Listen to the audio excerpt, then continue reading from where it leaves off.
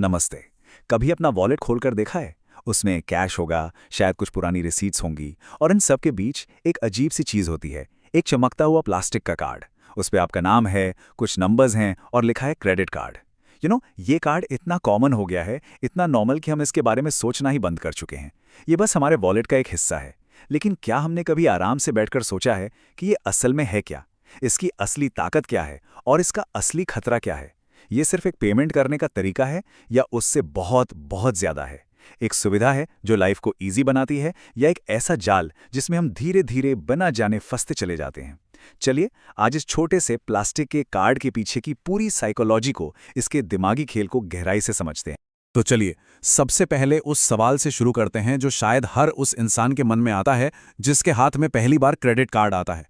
वो दिन याद कीजिए, एक बैंक से एनवेलप आता है, उसमें से एक नया शाइनी कार्ड निकलता है और उस पर लिखा होता है क्रेडिट लिमिट 1 लाख रुपए। एक सेकंड के लिए सोचिए, अचानक से आपके बैंक अकाउंट में उतने पैसे नहीं हैं, लेकिन आपके हाथ में 1 लाख रुपए खर्च करने की पावर है। तो सवाल उठता है, क्या ये 1 लाख रुपए सच में एक्स्ट्रा पैसा है? क्या बैंक ने आपको गिफ्ट दे दिया है? ये सुनने में शायद थोड़ा बचकाना लगे, लेकिन यही वो सबसे पहली गलतफहमी है, वो पहला धोखा है जहां से सारी कहानी शुरू होती है। और इसी एक गलतफहमी की वजह से लोगों की फाइनेंशियल लाइफ में प्रॉब्लम्स आनी शुरू हो जाती हैं। तो इस पूरे विश्लेषण में हम इसी सवाल की तह तक जाएंगे। इस एक्स्ट्रा पैसे के धोखे को थोड़ा और करीब से देखते हैं। ये एक साइकोलॉजिकल ट्रैप है, एक दिमागी जाल। जब आपके हाथ में वो कार्ड आता है तो वो सिर्फ प्लास्टिक का टुकड़ा नहीं होता, वो एक फीलिंग होती है, एक एहसास होता है पावर का। अचानक से आपको लगता है मैं अब कुछ भी खरीद सकता हूं। 1 लाख, 2 लाख, ये नंबर्स आपके दिमाग में घूमने लगते हैं।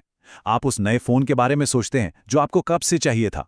आप उन वेकेशंस के बारे में सोचते हैं, उस महंगे रेस्टोरेंट के बारे में सोचते हैं, और अचानक से ये सब चीजें पॉसिबल लगने लगती हैं। ऐसा लगता है जैसे आपकी फाइनेंशियल ताकत, आपकी औकात एकदम से बढ़ गई है। पर क्या ये ताकत असली है या सिर्फ एक इल्यूजन है, एक भ्रम? जैसा कि इस कोट में कहा गया है, क्रेडिट कार्ड को लोग अक्सर एक्स्ट्रा पैसा समझ लेते हैं। ये लाइन इस पूरी प्रॉब्लम की जड़ है। लेकिन सोचिए, ये फीलिंग आती क्यों है? ऐसा क्या होता है कि हमारा दिमाग उधार के पैसे को, बैंक के पैसे को अपना समझने लगता है? इसका सिंपल सा जवाब है इनविजिबिलिटी, यानी पैसा दिखता नहीं है। जब आप कार्ड स्वाइप करते हैं तो होता क्या है, एक मशीन में कार्ड जाता है, एक छोटी सी बीप की आवाज आती है और आपको सामान मिल जाता है। सिंपल। कोई कैश आपके हाथ से नहीं जाता, आपके फोन पर बैंक से अकाउंट डेबिटेड का मैसेज नहीं आता, पैसा फिजिकली आपकी आंखों के सामने से गायब नहीं होता। और हमारा दिमाग बहुत सिंपल है, जो चीज दिखती नहीं, जो महसूस नहीं होती, वो उसके लिए रियल नहीं होती। ये एक साइकोलॉजिकल ट्रिक है। आपने खर्च कर दिया है, लेकिन आपके दिमाग को लगता है कि अभी तक कुछ गया ही नहीं। इस फर्क को समझने का सबसे आसान तरीका है इन दो कार्ड्स के सोर्स को देखना।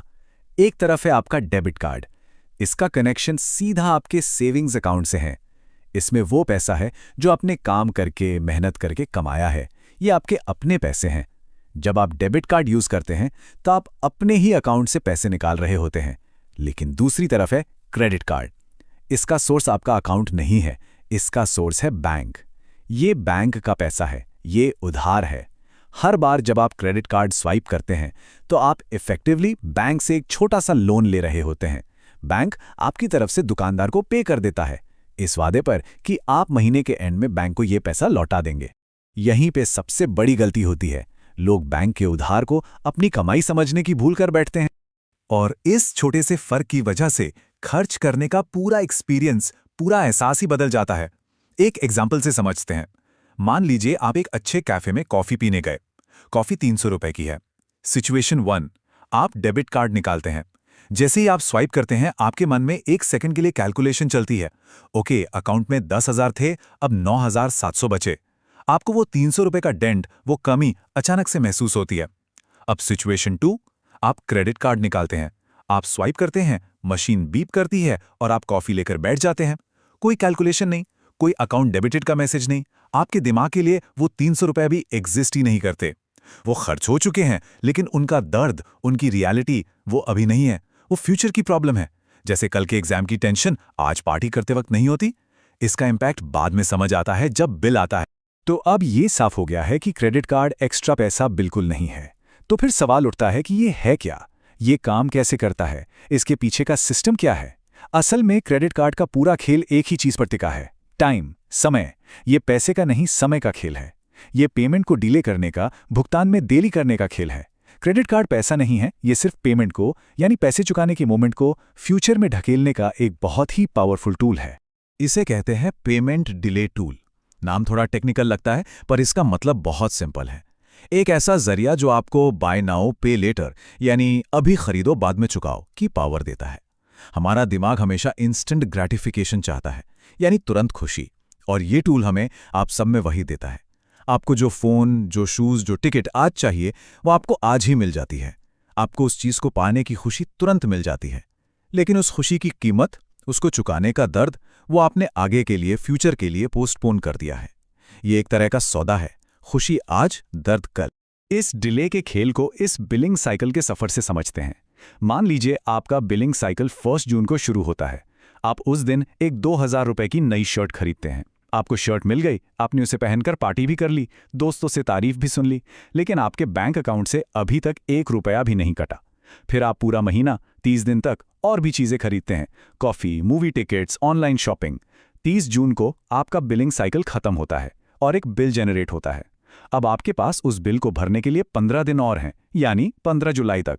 जरा सोचिए, वो शर्ट जो आपने 1 जून को खरीदी थी, उसके पैसे आप 15 जुलाई को पूरे 45 दिन बाद दे रहे हैं। और ये जो 45 दिन का लंबा गैप है ना, खरीदने की खुशी और चुकाने के दर्द के बीच, यहीं पर सारा साइकोलॉजिकल खेल होता है। इन 45 दिनों में आपका दिमाग उस खर्च को उस शर्ट से अलग कर देता है। जब आप 45 दिन बाद बिल पे कर रहे होते हैं, आपको वो खुशी याद भी नहीं रहती जो नई शर्ट पहनते वक्त हुई थी। आपके लिए वो बस एक नंबर होता है बिल पर। ये इतना बड़ा टाइम गैप एक मेंटल डिस्कनेक्ट पैदा कर देता है, और धीरे धीरे ये डिस्कनेक्ट इतना नॉर्मल हो जाता है कि हम हर खर्च को फ्यूचर की प्रॉब्लम समझने लगते हैं, और यहीं से अनजाने में एक आदत की शुरुआत होती है। तो हमने ये तो समझ लिया कि कार्ड कैसे काम करता है, लेकिन अब आते हैं इसके सबसे इम्पॉर्टेंट पहलू पर। ये जो बाद में चुकाने की सुविधा है, ये सिर्फ एक फाइनेंशियल टूल नहीं है, ये एक साइकोलॉजिकल टूल है। ये हमारे खर्च करने की सोच को, हमारे डिसीजंस लेने के तरीके को अंदर से फंडामेंटली बदल देता है। क्योंकि असली खतरा उस प्लास्टिक के कार्ड में नहीं है, असली खतरा हमारे दिमाग में, हमारी बदलती हुई सोच में है। असली प्रॉब्लम तब शुरू होती है जब खर्च करना फ्रिक्शनलेस हो जाता है, यानी उसमें कोई रुकावट, कोई सोच विचार ही नहीं रहता।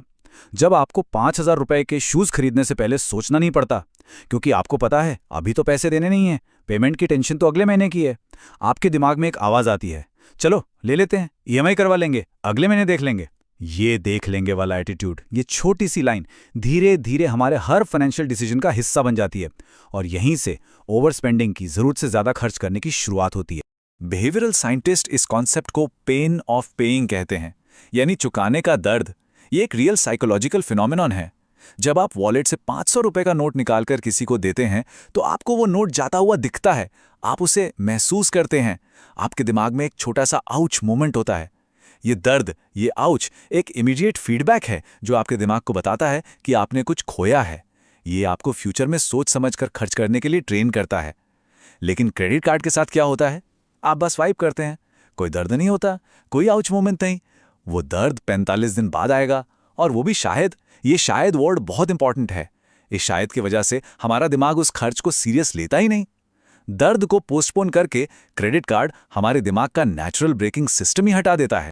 इस पेन ऑफ पेइंग का असर हम रोज देखते हैं। सोचिए, आप एक रेस्टोरेंट में डिनर कर रहे हैं, आप मेन्यू देखते हैं और आपके मन में कैलकुलेशन चलती है, ओके मेन कोर्स 500 का है, रोटी 50 की, टोटल 700 तक हो जाएगा।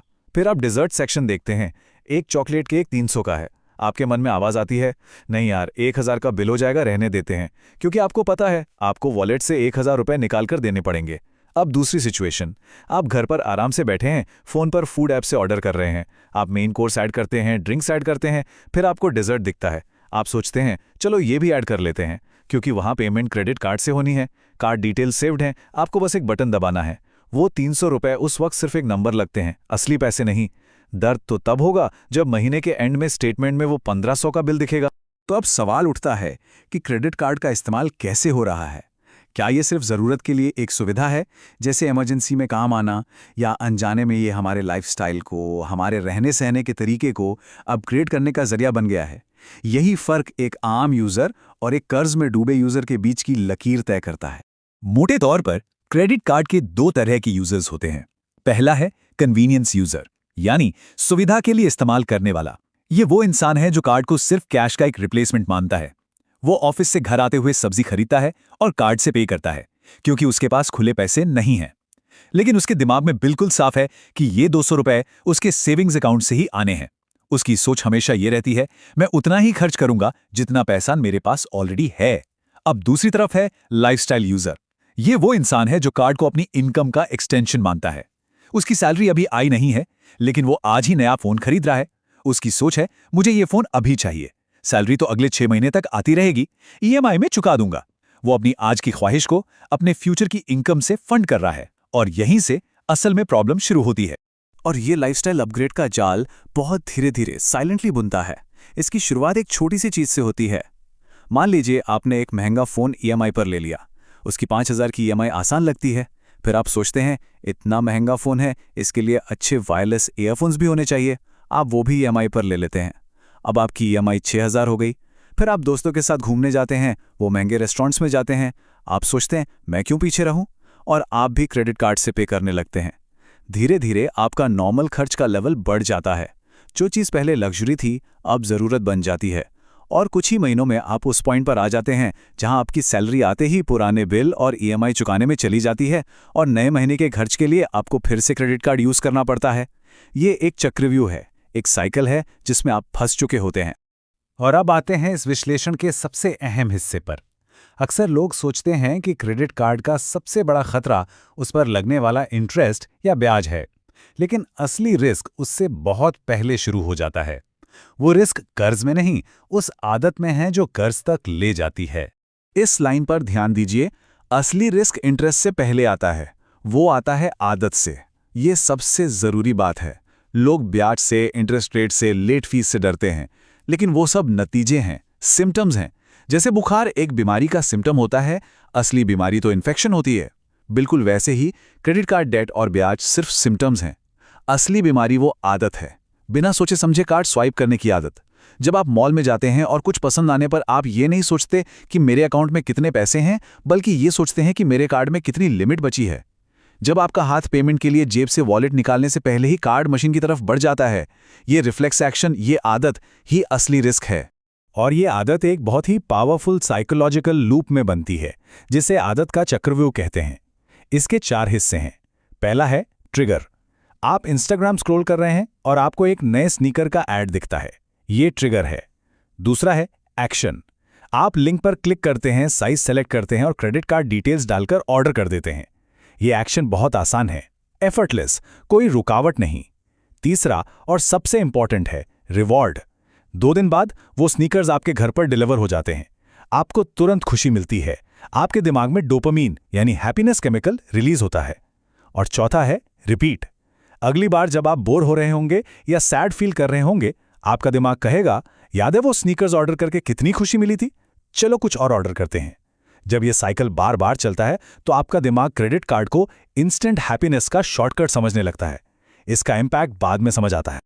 और ये आदत का चक्रव्यूह इसलिए इतना डेंजरस है क्योंकि इसमें एक ज़रूरी चीज़ मिसिंग है, इमीडिएट नेगेटिव कॉन्सिक्वेंस, यानी तुरंत बुरा नतीजा। स्पेंडिंग यानी खर्च करना और पेमेंट यानी पैसे चुकाना, इनके बीच में एक बहुत बड़ी खाई है, एक लंबा फासला है। जब आप स्नीकर्स ऑर्डर करते हैं, एक्शन, आपको तुरंत खुशी मिलती है, रिवॉर्ड, कोई दर्द नहीं होता। इसलिए आपके दिमाग को इस आदत को तोड़ने का कोई रीज़न ही नहीं मिलता। वो इसे एक अच्छी आदत समझने लगता है।